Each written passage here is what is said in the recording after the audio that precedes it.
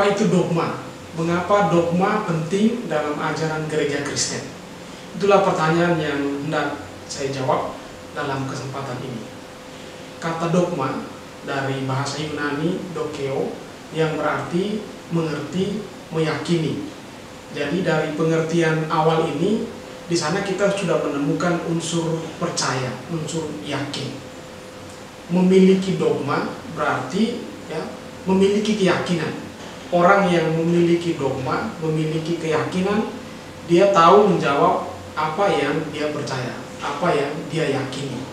Jadi itu suatu istilah yang biasa yang mau mengatakan bahwa setiap orang memiliki dogma. Artinya setiap orang memiliki keyakinan, memiliki cara pandang, memiliki opini, dan dia yakini bahwa apa yang dia percaya itu sesuatu yang baik dan benar.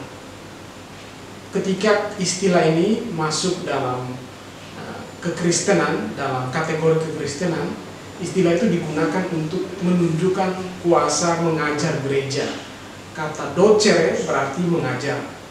Magisterium gereja memiliki kuasa mengajar kebenaran iman dan moral yang diyakini oleh anggota gereja secara keseluruhan.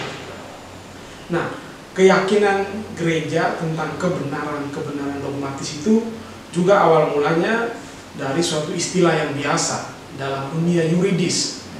Jadi dalam dunia yuridis ada suatu tatanan masyarakat di mana ada keyakinan terdokumentasi ya, yang diterima, diyakini dalam komunitas itu. Jadi ada dekrit yang tertulis, yang terdokumentasi dalam sejarah, yang kemudian diyakini sebagai sesuatu yang benar, yang mengatur tatanan kehidupan suatu komunitas masyarakat. Jadi kita membayangkan suatu tatanan masyarakat, suatu komunitas. Di situ ada keyakinan tertulis, terdokumentasi, dan itu diyakini sebagai sesuatu yang benar. Nah, dalam konteks itu, gereja sebagai satu komunitas mengajarkan kebenaran iman dan moral. Dan ketika kebenaran yang diyakini oleh gereja itu mau diberlakukan bagi orang lain, itulah yang disebut dengan dogma. Sejauh diberlakukan bagi orang lain, maka itu menjadi suatu dogma. Nah, orang yang mau masuk dalam suatu tatanan masyarakat, atau dalam konteks ini, dalam persekutuan hidup menggereja, dia harus menerima dan meyakini apa yang menjadi keyakinan komunitas gereja itu.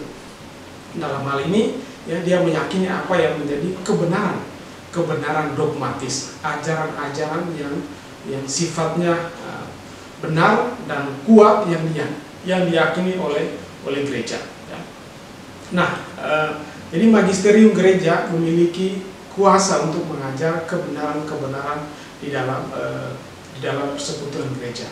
Nah, ketika kita masuk, seorang anggota gereja, seseorang yang mau masuk dalam persekutuan gereja, dia harus menerima dan meyakini kebenaran itu. Dalam konteks hidup menggereja, kita tahu kalau kita mengatakan aku percaya, credo, ya, itu Anda tahu credo berarti saya menyerahkan hatiku, ya, saya menyerahkan seluruh diriku kepada komunitas gereja ini, karena saya percaya akan keyakinan yang terdokumentasi di dalam persekutuan atau di dalam komunitas gereja ini. Ketika kita menegaskan kembali iman kepercayaan, kita mengatakan aku percaya, ya. Credo, aku percaya akan Allah, ya. Allah Bapa, Allah Putra, dan Roh Kudus. Berarti kita percaya pada Allah Tritunggal Maha Kudus.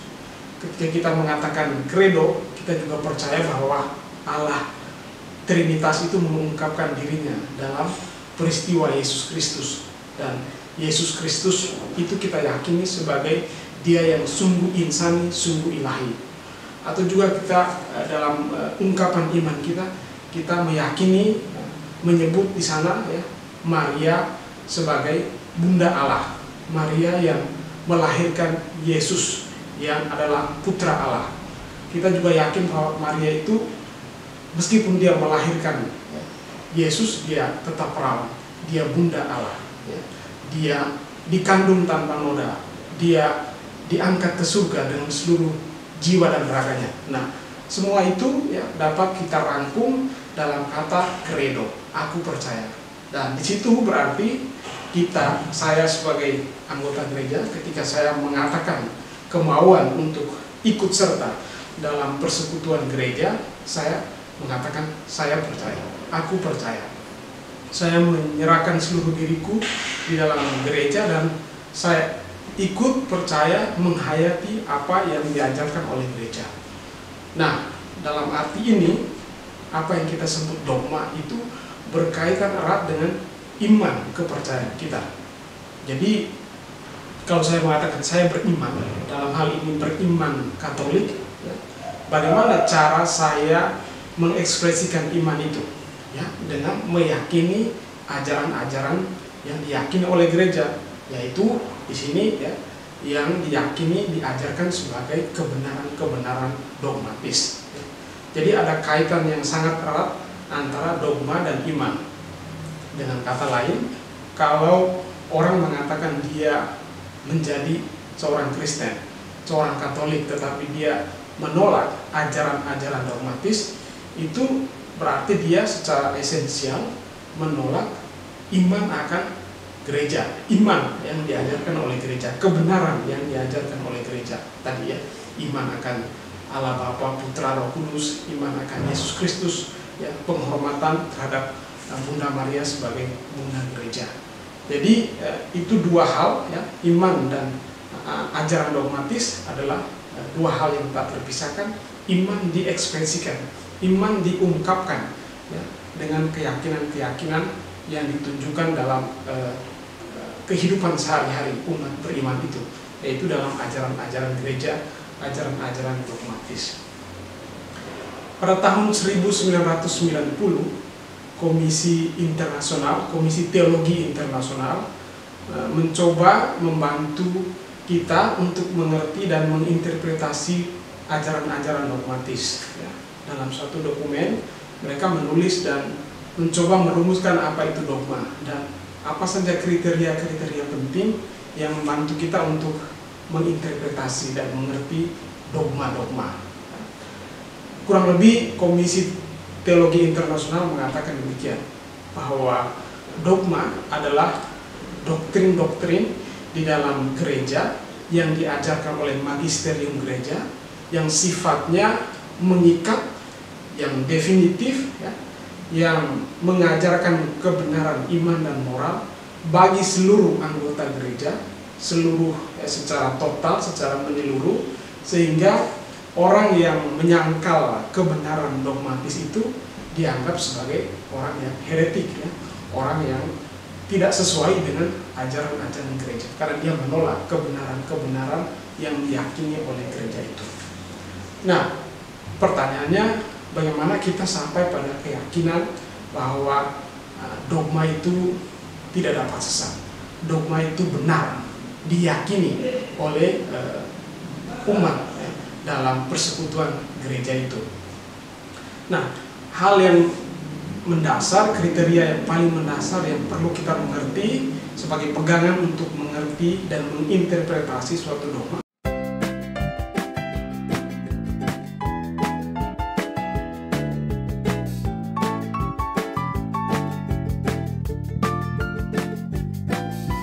Pertama-tama keyakinannya ialah bahwa dogma itu berdasarkan atau fokus utamanya ialah berdasarkan wahyu ilahi.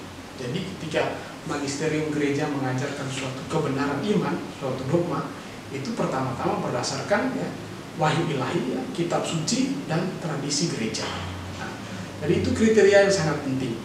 Nah, kalau berdasarkan wahyu, berarti kita tahu bahwa itu berdasarkan iman akan yang ilahi, iman akan Allah yang misteri, dia yang tidak terpahami oleh logika manusia.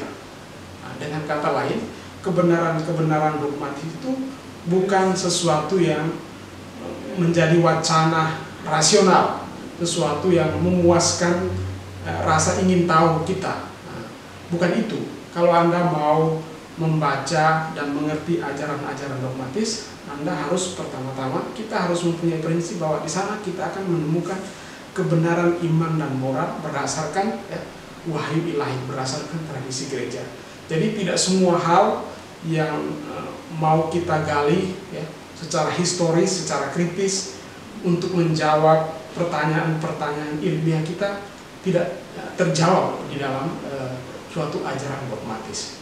Jadi ajaran dogmatis itu seperti suatu bahasa iman, suatu bahasa tentang wahyu ilahi. Maka pengandaian pertamanya di sana bahwa orang yang menerima ajaran itu dia percaya bahwa ini adalah kebenaran-kebenaran berdasarkan wahyu ilahi.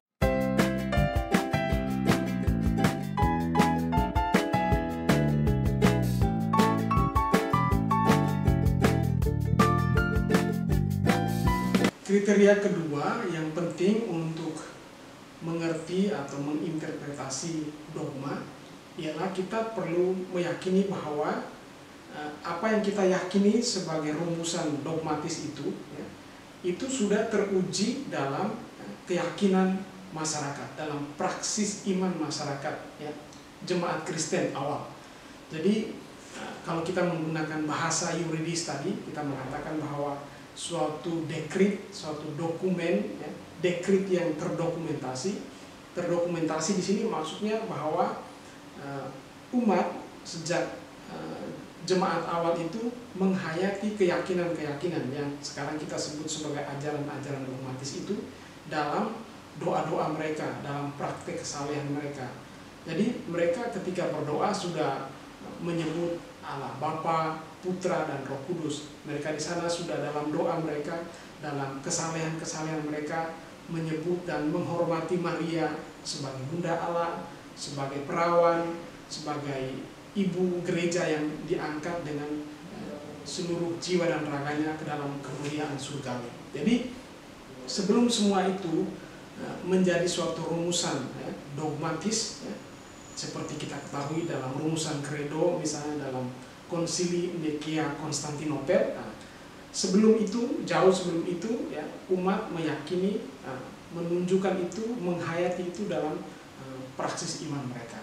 Dalam arti itu, dogma itu bahasa manusia, tentu saja, tapi bahasa manusia yang teruji dalam konteks tertentu, dalam iman, dalam penghayatan, dalam tata liturgi dan doa jemaat, sehingga sekarang ketika itu dirumuskan sebagai rumusan-rumusan dogmatis, kita meyakini bahwa itu sudah teruji, itu merupakan kebenaran, dia tidak dapat sesat dalam arti itu, karena sudah sungguh-sungguh teruji dalam penghayatan masyarakat.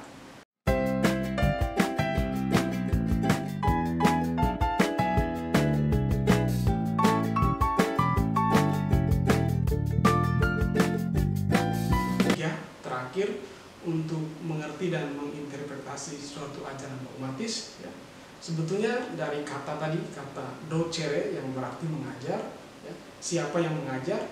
Magisterium gereja. Siapa itu magisterium gereja?